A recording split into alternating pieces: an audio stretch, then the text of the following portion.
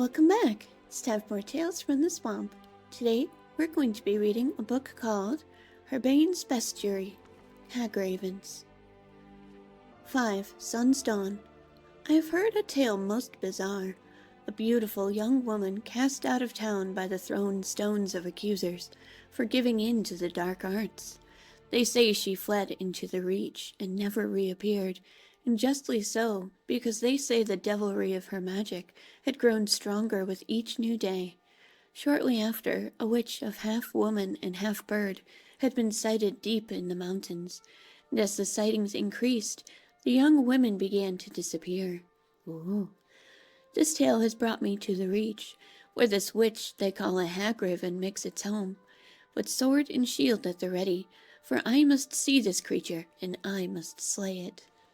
24. Sun's Dawn. The stomach of an average man would turn at the cruelty set before me. I first saw the thatch and bone, the human skulls, the dead goat heads mounted on pikes, filthy animal pelts, loose entrails, and feathers matted in blood.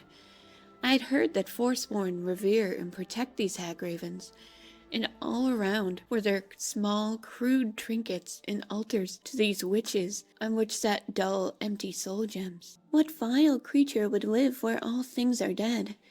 Deeper into the lair, I heard at first an unsteady shuffling, followed by a heaving, unforgettable stench. I thrust the torch in front of me and waited for my eyes to adjust to the tunnel of darkness ahead of me. I saw the silhouette of what I thought to be a frail woman on an awkward gait, but the light of the torch revealed something else. This Hagraven was horrifying, almost human, but more an abomination of woman and creature fused together, nothing more than a husk of humanity surrendered in exchange for possession of the powers of dark magic. This magic corrupted her greatly, and her dull glass eyes stared with hate from the visage of an old crone sat atop the body of a contorted, misshapen human body, adorned with black feathers.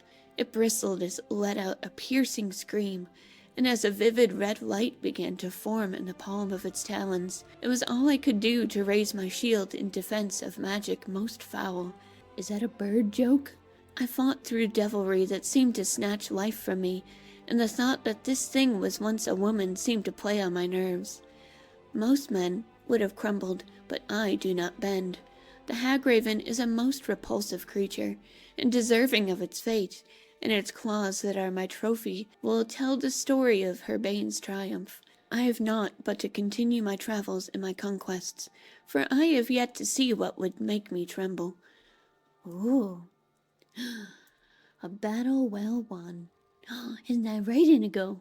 Hagravens are creepy and dangerous. I wonder what sort of creature would make Herbane tremble. It seems like no matter what he faces, it doesn't really faze him much. Anyway, thank you so much for joining me. I hope you have a very comfy night. Bye!